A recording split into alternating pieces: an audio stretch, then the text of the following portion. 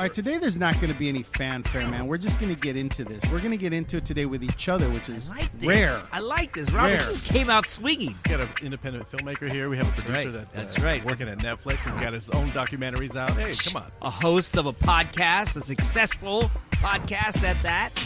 Ladies and gentlemen, welcome to Let's Get Into It. This edition of Let's Get Into It is very, very cool because we're going to recap what we have been talking about and what we've been preaching about. I think so. Yeah. I mean, I was looking back at it thinking our shows have been fairly informative. They're super informative. I was thinking a lot about why we get into this business, you know. I think we all get into it for different reasons. I think, you know, not always are those reasons great reasons to be getting into the business. I got into the business thinking it was something special. It was something that was going to make me stand out. Yeah. It was going to be easy for everybody that gets into film. Something inspired you. And I think a lot of times it's a film that inspires you to go, oh, I want to do that. I want to tell stories. I want to be up on the big screen. When I was 13 years old, I'll never forget it because my friend Paul Torres and I ditched school to go see a film called The Idolmaker. I've never seen it. I've heard so much about it. Now, The Idolmaker was directed by Taylor Hackford, produced by giants, Gene Kirkwood, Howard Koch, starring Ray Sharkey, Peter Gallagher, Joe Pantoliano, Joey Pants. Oh, Joey Pants. Joey Pants was in it? Joey Pants was in it. What was interesting about this movie for me is I loved playing the piano and singing when I was younger. You did? Yeah. You played the piano, Robert? I was classically trained for 9 years. Yeah, 9 years. Oh, yeah. No, really yeah. cool, really cool. Yeah, I could sit down and pound on the ivories for sure. So this movie, The Idolmaker, was about a songwriter, 27, who writes songs and realizes that he can't get anywhere with him performing them because he's older, he's losing his hair, he doesn't have a great voice, he's not really what people are looking for. It's during the Elvis times, right? Okay. It's during that era. So Ray Sharkey, the character, decides, I'm going to borrow some money from my father, who's rich, and I'm going to find a recording artist, and I'm going to have him sing my songs, and I'm going to make him famous, and that's how I'm going to make it. You're making me want to go watch this movie, Rob. It was an amazing movie that inspired me, and I watched over and over and over again. I saw it at the Grauman Chinese Theater when I was 13 years old. They had one of the songs that Tommy D sung, and I remember it like it was yesterday. It was called Here Is My Love, and it went to number 12 on the charts. From the movie? Yeah, it was in the top 40. Nice. Yeah, so it did really, really well.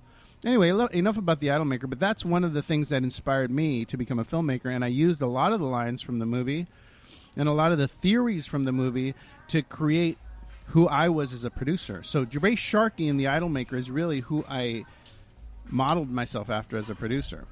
Instead of us talking about the movie for the whole podcast, go watch it, see if you could rent it. It's an amazing film. Taylor Hackford's an Academy Award-winning director of Ray. Oh, he did Ray? He did. Oh, nice. And he's done many, many great films thereafter. But that was my inspiration, man. What about you guys? Tell me about yours. What inspired you? What movie inspired you to become a filmmaker? What inspired you to be part of the business? It had to have been a movie. Reservoir Dogs. When I was probably 20 years old, I watched that, and I was like, that was so dope. How he made that movie. Those characters were awesome. I fell in love with dialogue. That's when I wanted to be an actor. And I thought, man, there's not a lot of scenes in this. Like, they shoot this all in, like, one place. Right. There's a couple things out, you know, but everything's there. It was so dope. I would say probably Reservoir Dogs. And then right around that time came Pulp Fiction, Tarantino, the same thing. And that's actually the two movies that I kind of say, like, okay, that's when I started writing. A buddy of mine was a filmmaker. He asked me to be an actor in it. He didn't have a script. I said, what do you want me to do? He just wanted to direct and shoot. He said, I don't know, do whatever. You're going to shoot this guy. So I said, I need words. So I wrote something, and then the other guy said, write me something. And then that's how it all kind of turned over. But it was right around that Reservoir Dogs, Pulp Fiction time. So those were the things. So when you were younger than that, you didn't think about it. You didn't think. I never thought of it. No, I'm not gonna go. I'm not gonna be the guy. I knew when I was 8. No, I didn't. Davie Dave, what's your movie that was there anything like that for you? Yeah, there was. It's twofold because when I was small and I was really young, when I was watching a lot of TV, I was at my grandma's house a lot, same as Tuddy, and the shows that always came on were The Hulk, Wonder Woman. Those ones I watched religiously, and I was really, really inspired by those. I was like, wow, these... I didn't know what TV was. I didn't know what a movie was exactly. I mean, I say, hey, I see these guys on screen. This is really cool. It's got a cool story. Linda Carter was my first crush, that kind of thing. So it kind of pulled me in. Yeah. The other one that really struck it for me was Superman, the first Superman. I was really inspired by that one because it was like I've never seen anything like that. It was kind of like it had these cool effects that were Was that Christopher Reeves? Yeah, that was Christopher Reeve. Story. Yeah, and it was I was really inspired because there he was. He was this normal guy, but he was a hero, and he went flying around with these effects, and I was like, wow, this So is you're really talking cool. about you're a little kid. Yeah. Oh. And what I used to do, and God bless their souls, is my mom and dad used to take me to the park. I used to give them a piece of paper I've written and say, hey, today we're going to do a Western. Today we're doing the Lone Ranger Part 8 for the 8th time. And they would sit there and they would read my script, and Really? I would act it out on the playground. Wow. Oh, that's dude. dope, Davie Dave. Yeah, and Damn, see, that's a good story. See, you Rob. don't have a very good story. No, Do you mine's want a you want flame. to try again? You want to go back and try again because after then he's done? I'd be faking it. Okay. So it just stuck with me, and I was like, I was always fascinated with watching movies, and I guess you can say connecting with them, Yeah. in the little ways that I could. But I really like the visuals. I like the characters. The ones that I liked that had really strong character types, male types, and even woman type, but mostly male. Yeah. Playing these heroes, and those are really, really inspirational when you're very impressionable as I was. Yeah. Yeah, I mean, it's amazing. I mean, I lived my life through movies. I was Vinny Vaccari. Take it easy. Hey, you know what? Hey, wait a minute. Take it easy. Take it easy. Take it easy. Anyway, that you know what? That's a fun conversation because I think lots of people will relate to that because that's where it started. That's where it became. That's where it began. You watch a movie over and over and over again. You become the movie. You learn how to tell stories. You learn how characters are created.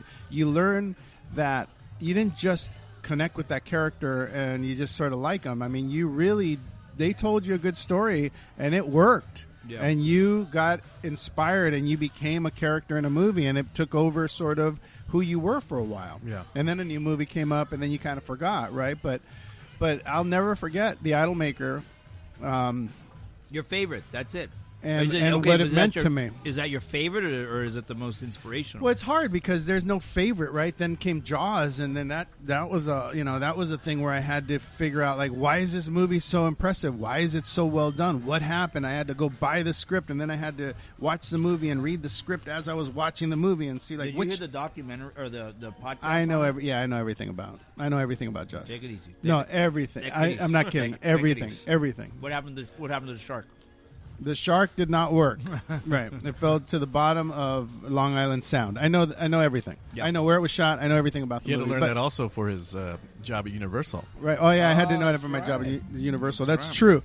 It is very, very cool that movies inspire and make you feel so good when you're a kid and make you work at something that maybe you wouldn't normally work at. I don't know that I would play the piano if it wasn't for National Velvet. It didn't have anything to do. Yeah, it didn't have anything to do with the piano. But it had to do with a character that was so devoted to what they were doing that it inspired me to be devoted to what I was doing. I get it. Wait a minute, Holmes. You had a piano in East L.A.? Yeah.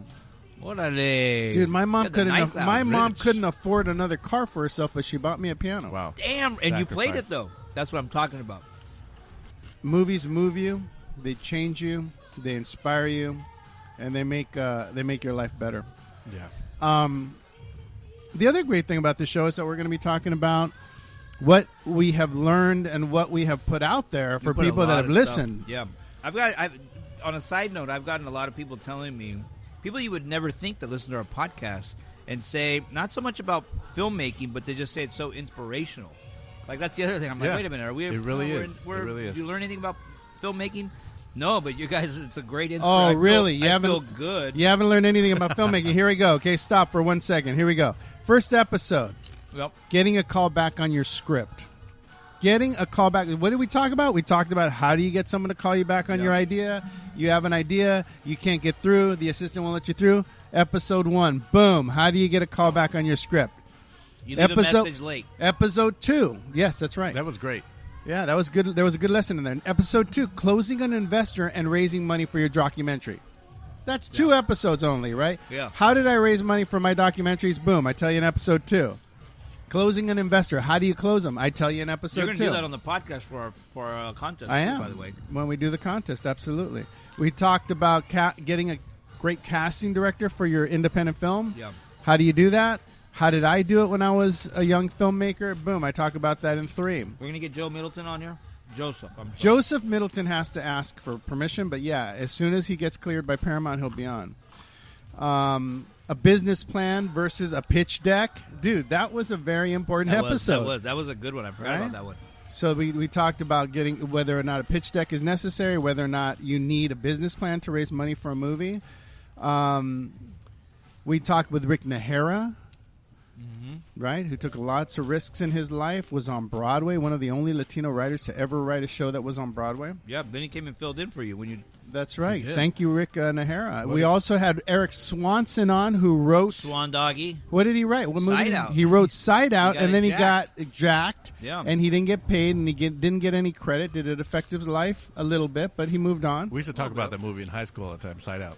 We've had inspirational characters on this show. Emilio Rivera. Yep. Great story. Who was a gangbanger, wanted to become an actor, couldn't do it in his own hometown with people like him, so he went to the West Side where people embraced him and gave him love and gave him parts.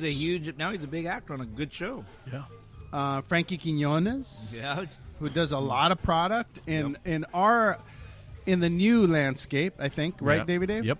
And we'll talk about the new landscape before the end of the show. We want to talk a little bit about how you monetize on YouTube, how you monetize on Instagram, which I have no idea. Davie Dave will let us know a little bit. You know a little bit about that. Yeah, it'd be great to learn a little bit about that. I know a little bit about that, too. Do you? No. Have you guys, let me just ask this before we move on. Have you guys ever been paid from anything on Instagram or YouTube? Yes. Boom. No. All right, we'll get back to Never that. have. I haven't either. Cash, have you ever been paid by anything? My man. What? There we go. Cash Talk Roberts. later. I don't think you should be getting an allowance anymore. eBay. Oh yeah, you're selling your what are you selling? He's selling his Pokemon cards on eBay now. Yeah, that's the way. Nice. I like that. We talked to Joel High, who's a music supervisor who helps you get helps you get music for your movies, your television shows, who is an award-winning music superviser. Talks about licensing music for anything you're doing. That's pretty awesome. Very important. I was Very emailing important. Joe C. High at 5:30 yesterday because my Made in Mexico's almost done. Yeah. First cut. That's amazing. We'll talk about that too before the end of the show.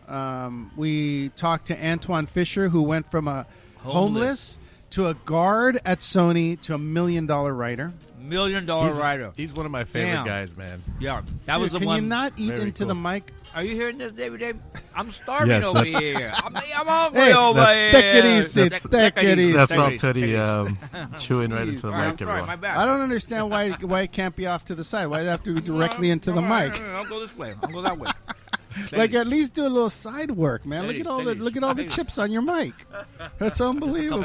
Just a couple chips. I'm saving those for later. We talked to stuntman turned director Ben Bray That's Ben Bray's right. done some from cool El stuff. Chicano. Yeah, that was some pretty cool stuff, amazing. yeah. He's Ben come a just- long way. He practically cried on the show. Yeah, Ben actually, I texted him yesterday. He's directing a SWAT episode now. Oh, nice. He directs a lot of TV. Yeah. Very cool. Let's also not forget that there was an episode where we literally broke down how do you make a movie for $10,000, which is your movie, Made in Mexico, and get a couple of name actors into it. Yep. How do you do that? We've also talked about getting money for movies, which was your movie, right? How do you interest investors? How do you get them excited about what you're doing? Yep. By the way, one of the most listened to episodes That's right. was how do you set up a $10,000 movie? Boom. I think I was number one up until recently. I don't know. I think it's Ben neck and knocked neck. And if that's not enough, we brought on Walter Batt Attorney at large. Attorney-at-large who helps you close your deals on an indie level. He will help you. Yeah. You get the investor in position. You sell him, and then you pass him on to your lawyer, Walter Batt. Yeah. He helps you close that. You listen to that episode, and you'll know how to work with a lawyer to close your deals. Work with Walter Batt. He's badass. No, he is. And then we brought Plus, on. he looks like an action hero. He does. He does look like an action hero. Well, he looks like an action figure. Let's just say that. Sorry, Walter. Look, there's a chip on my mic. I'm sorry, but you would think that's enough, right? I mean, we could. Yeah. This is a clinic. You're talking about. We could be at a UCLA extension right now, teaching a class. Because then we brought on Clay Epstein from Film Mode, who is a foreign distributor who can help you sell your movie. Yep. Overseas, you talk to him. He tells you what stars to put in it, if he can sell it or not. Boom. We talked to Danny A., who's an immigrant, who was a club promoter turned filmmaker. Yeah. Now he just one of the most anticipated movies of the decade, The Irishman. He's in it. Right. There was a picture with him, De Niro, Pacino, Keitel. Unbelievable. All of them on the red carpet. Scorsese. Very inspirational story. Mike Addis was very inspirational. The reason we brought him on was because he had. The reason we brought him on is because he's actually cross-platformed. He's directed, he's executive produced, he's done television, he's done film, he's done short form. He's kind of done it all, and that's why he was here. He does internet stories now. He does internet stories. You now. know what? Mike Addis, I feel like encompasses the filmmaker. He writes, he directs. Here we go again with his 3 chips in your mouth. You're like a chip. No. You can't hear that. Davie Dave is not picking that up. I'm in front of it. So Mike Addis really is like the indie filmmaker. That's he does right. it all. Well, he's turned into the new landscape. And he just wrote a book. Did he really? just wrote a book. Let's go Addis. Damn. Yeah, Addis is killing it. And he can take a punch. Then my favorite, my absolute favorite, Caroline Kepnes came on. Whoa. I know that's. What about Anne? Oh, well, Oh. hang on a second. But my absolute Take it favorite, easy. take it easy. Take it easy. My absolute favorite episode, which was Caroline Kepnes, who wrote You, I know you're messed up, Robert. who wrote You, 'Cause I wasn't who there. is an amazing writer, who also went from, look, probably the most natural, gifted writer that I've met in my entire career. I'm gonna throw it out there. I thought we met. I'm going to throw it out there. Hey, nice to meet you. Take it easy. Take it easy. I take love it her, easy. by the way.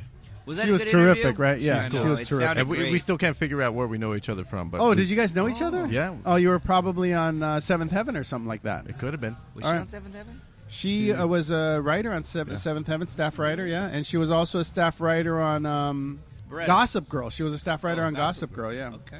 All right, then we had Russell Emanuel, Russell the Emanuel. man The That's man. right. Our guy. from ExtremeMusic.com, who basically turned the licensing of music on its ear by offering all kinds of exceptional music and amazing composers right there online for anyone to use, and it's been used by filmmakers, and it's been used by shows like Sons of Anarchy and Yeah. Reese's Pieces commercials. I mean, you're talking about a billion-dollar business that he's at the forefront of.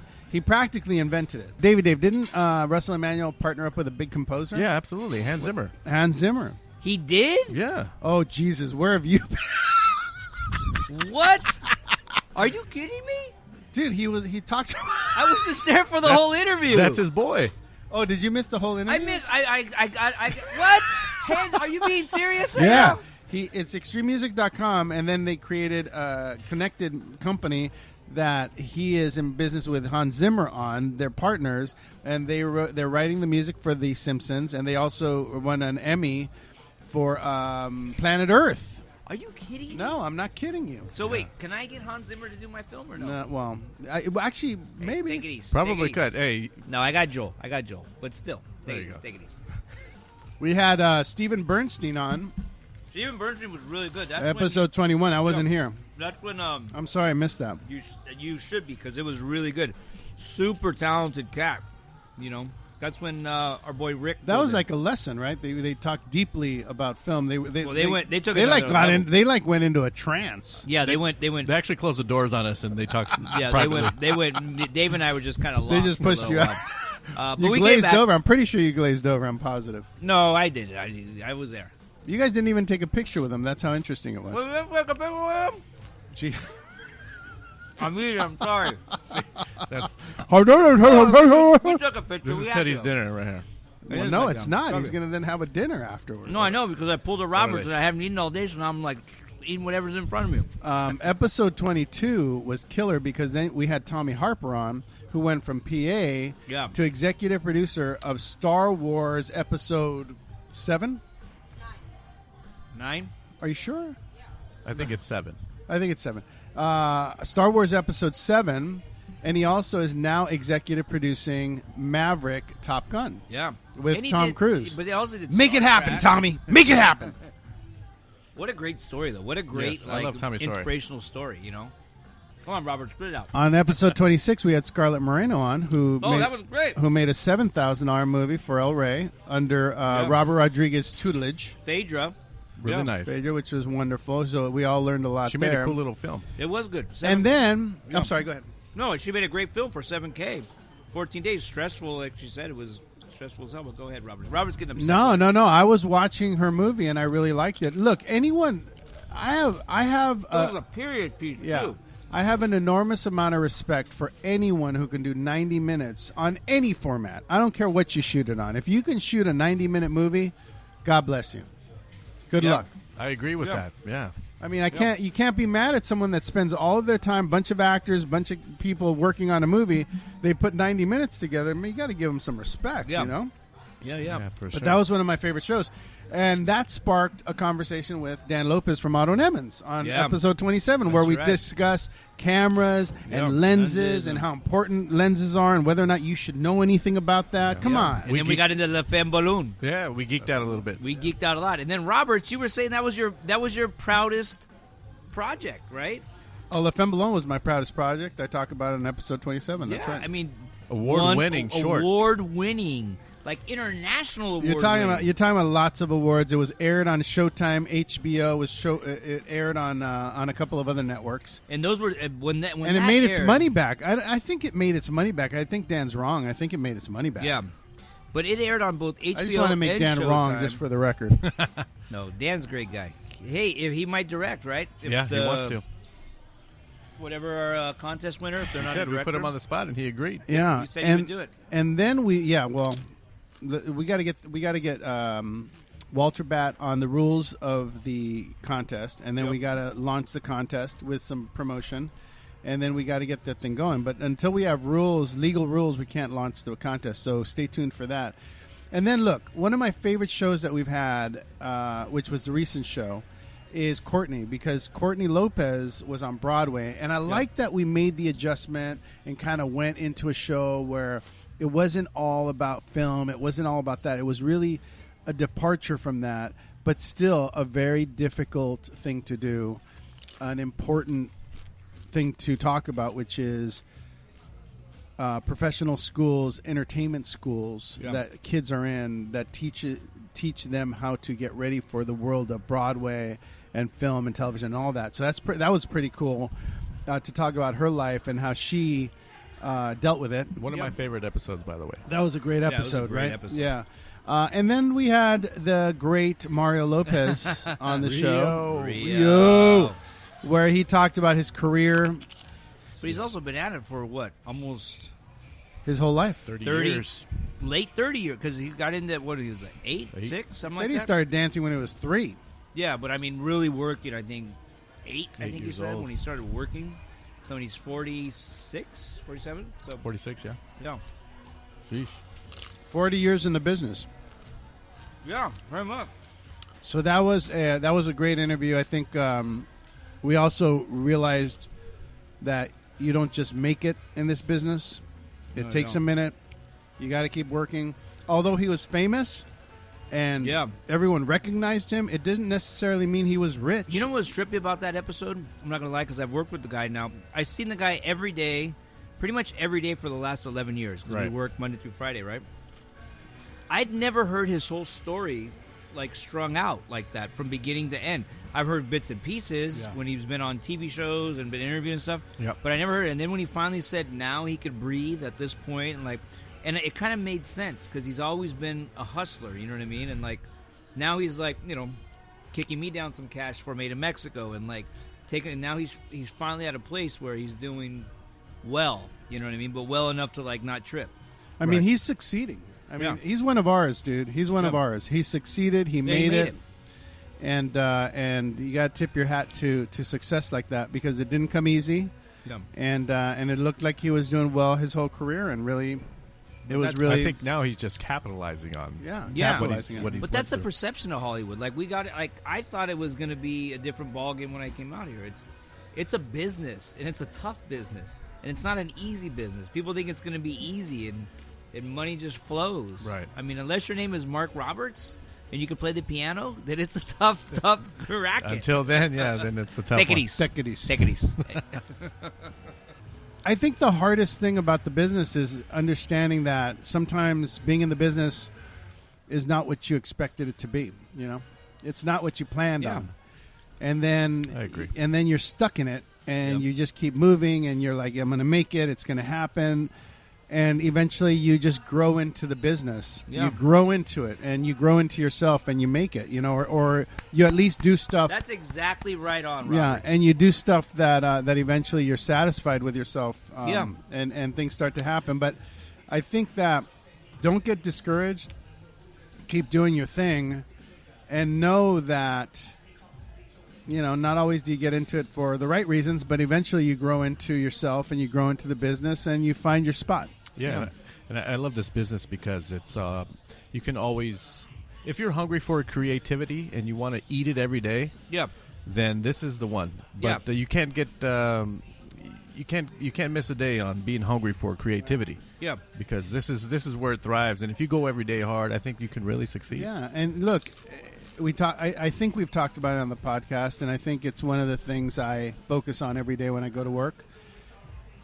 You're not always going to end up running the show. You're not always going to end up with the best deal. You're not always going to end up head of the pack, right? Yeah. It's a collaboration. You walk into a room with your chair. It's a game of musical chairs. You sometimes end up without a chair, and you just go out and find another chair to go compete in another room with. And that's sort of how it is, and it's sad and it's discouraging sometimes, but just keep playing, man. Keep getting out there. Keep putting up your stories. Keep working hard, and eventually you'll get yours. You know, but don't expect it to look a certain way, because it never does. No, and you know, I think today in 2019, going into 2020, you could have like a Mike Addis. You know, you could do so much. Like I got a buddy who works over at Panavision. He I think I'm related to him. He's my wife's cousin. It's her husband. He's a filmmaker. He went out and made a $7,000 movie, and he made a dramatic movie. Like, you know what I mean? It's a moving movie, and it's winning all kinds of awards. And he was at South by Southwest and everything. But I mean, the dude's like a creative guy. You know, he's like he's a filmmaker, but he directed it. I don't think he wrote it. He directed it, and he cut it. And he's, you know, he did everything. So you don't really know. I mean, do you need Hollywood? Yes and no, because you can make a movie anywhere you want. Yeah, but look, that's, you know, you're getting into a whole other subject, right? Because we all do it to be successful, and what we consider successful is never the same thing. Right. You know, we all consider success something different. But you know, I knew filmmakers who made their movies who won the top award at South by Southwest. Yeah. And that same year, not only did they win the top award, best film, but they also won audience award. Yeah. What happened to that film? Take a guess. I did Strangers with Candy with David Letterman. Yeah. It went to Sundance. Yeah. It did fine. Did it change anyone's life? Did I have Chris Pratt in it? Did I work with Philip Seymour Hoffman? Did I work with Sarah Jessica Parker and Matthew Broderick? Yes. Yes. Yeah. Did it change my life? Yes. Sort of. Yeah. I mean, yeah. Yes. Very. You're exactly Did I right, work Davie with Dave. Paul Dinello, Amy Sedaris, and Stephen Colbert? Yes. Did you work with David Letterman? Yes. Did it change my life? Yeah, maybe.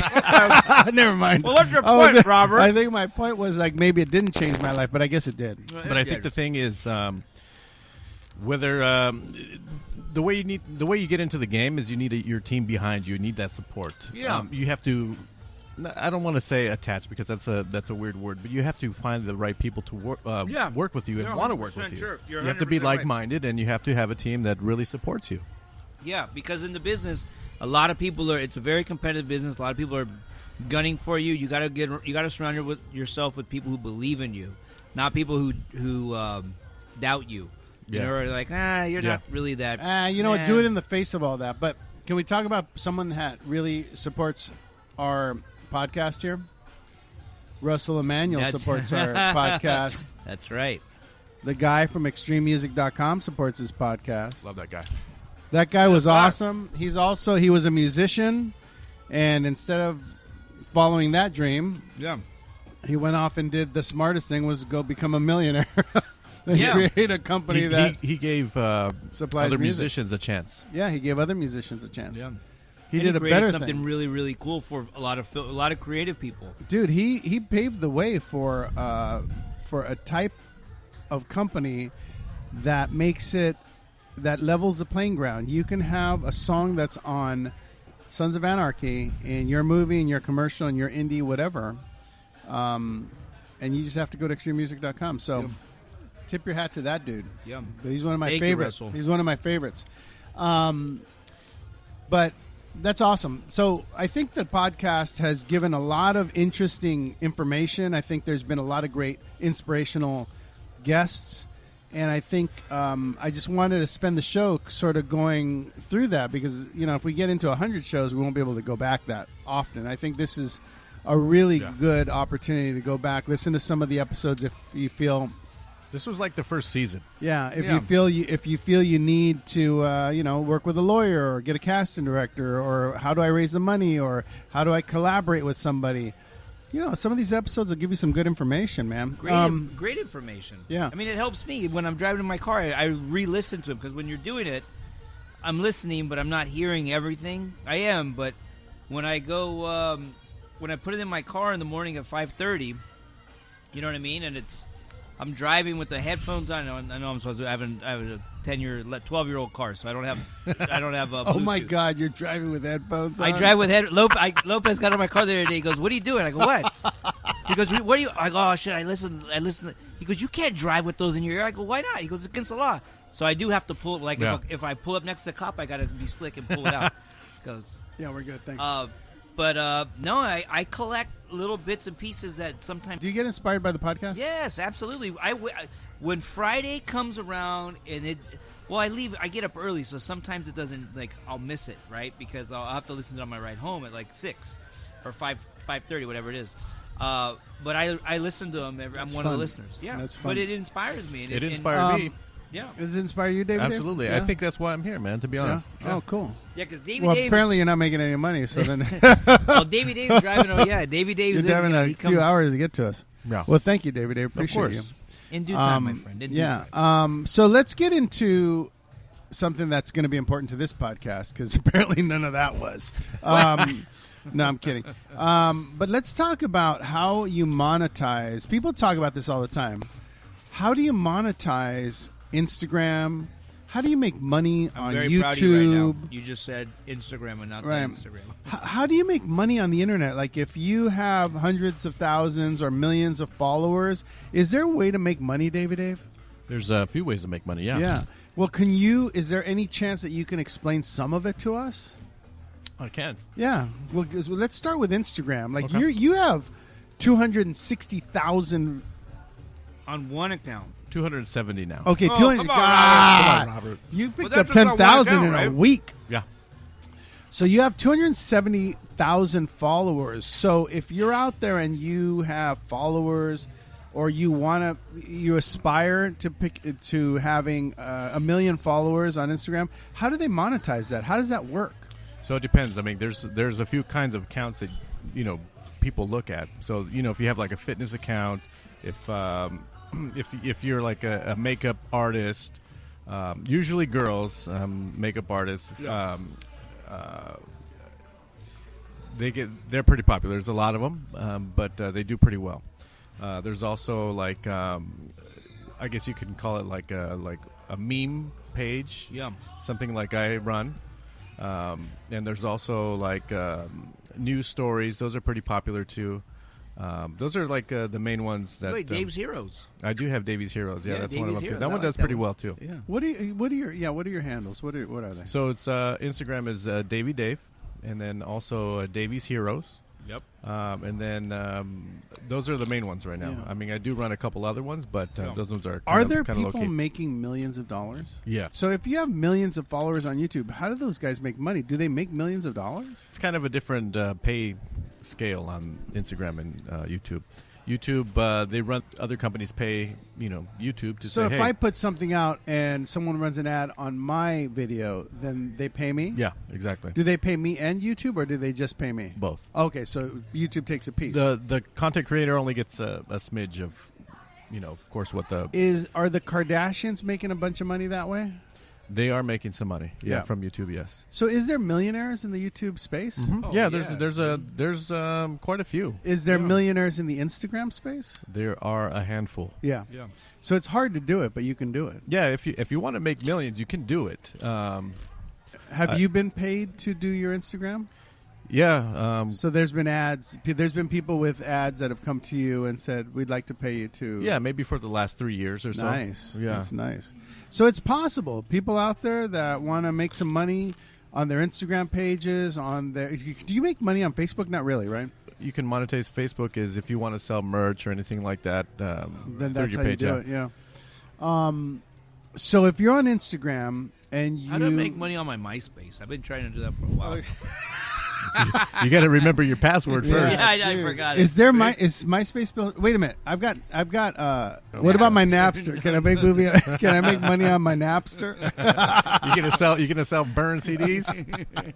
Go for it. I'm gonna. Well, I know for a fact that Made in Mexico is going to be selling out of the trunk of a car for sure. You know what? I'm down with that. I'm down. Hey, I down got with that. Hey, you got to start somewhere, That's player. it. Now, Lopez and celebrities make money by people running commercials on their Instagram. Can normal people do that? They do the same thing that I do. They just do it at a larger scale. They have more followers typically. Yeah. But in other words, what I'm saying is like if toothpaste decides that you're the kind of person we'd like to advertise with, Yeah. they'll pay you to run something personal with you on it. Yes. with toothpaste. Yeah, Got kind it. of like what Mario does. How do you search for that? Can you search for that? Or do they have to find you? You can do it. You can do it both ways. If you want to do your homework and you say, "Hey, I know the girl that runs the socials for Casa Mexico or whatever you want to, you're looking for, whatever your interests are." You can look through that. So you can solicit. You can. It's harder. And here's the funny thing for myself. Usually, if I look for something, or say, "Hey, that's a really cool product," or "Hey, I wish I was involved with something like that," I'll go to the page and be like, "Oh, okay, you know what? They actually follow me." So I was like, "Okay, here's kind of my in," and then yeah. Okay. So that's pretty amazing. So at the end of the day, the reality is you can make money with your social media, but it's not the easiest thing in the world. You have to really have an identity, Yep. and then products have to say, that's the identity that we want to be putting out there, and we'll pay you to be our partner. Yeah. Okay, got it. So, we're coming to you live from the Tequila Room in Pink Taco here on Sunset Boulevard, right next to the historic Mondrian Hotel. No, not the Mondrian. say You it always every get the time. Damn it. Mondrian. It's the Chateau Marmont. The historic Chateau Marmont. And don't cut that out, Roberts. We got to let cut it it flow. Come on, player. And we're on Sunset Boulevard, man. I was driving here tonight thinking how cool it is that we are in this remarkable business, in this amazing town with a bunch of really great people Yeah. trying to make dreams come true, right? We're trying to make our dreams come true.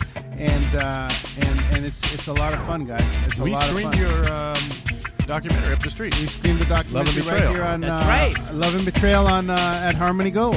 Yeah. It's a real pleasure to hang out with you guys. I'm glad we went down memory lane Yep. and talked about all the things this podcast has done. I hope you guys are enjoying it, because I know we are. Yeah. Cash Roberts is in the house, by the way. Ladies and gentlemen, Cash Roberts. Give me my phone. It was that second Shirley Temple got going. But it's very cool to be here. It's very cool to be part of this business. Things are changing rapidly. I hope we can talk about that next time on the next show because things are changing. A lot of opportunity out there. If you are creating content and trying to make movies, keep doing your thing. We'll see you next time on Let's Get Into It. Thanks, you guys. Close it out here, Roberts. Gotta go. Take it easy. Hey, take it easy. Gotta Take go. it easy.